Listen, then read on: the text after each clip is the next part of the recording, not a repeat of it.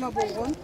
Анткени ал киши мындай эч кандай коркунуч мамлекетке же элге келтирген жок и келтире албайт. Ошондуктан мен ойлойм бул жерде кандайдыр бир саясий оюндар болуп кетти. Эми 5 күнүн ичинде дагы иск берет кийинки инстанцияга шаардык сотко. Ошону дагы бир жолу көрөлү. Биз ойлодук эле адилеттүүлүк болот деп. Бүгүн эл күтүп атты кечке, бирок кандай болбойт. Мамлекетте адилеттүүлүк болбосо, стабилдүүлүк болбойт. Ошонун такыр биздин аткаминерлер түшүнбөй койду. Мен ушундай дейм. Атамекен партиясынан ишара келди. Биз эми мыйзамды сыйлаган партиябыз, күтөбүз. Биздин адвокаттар дагы сотко берет. Андан кийин көрөбүз да кандай чара болот. Кандай чара болот. Рахмат. Кимдер тарабынан түшкөн заказ деп ойлойсуз? Ошо буйрук деп атпайсызбы сиз?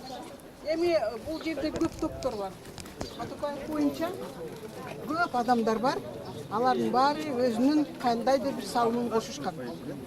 Эми ошонун баары качып, баарын ушул Саляновага одар коюп атышат. Туугандар менен сиздер биризде болгон себеби эмне?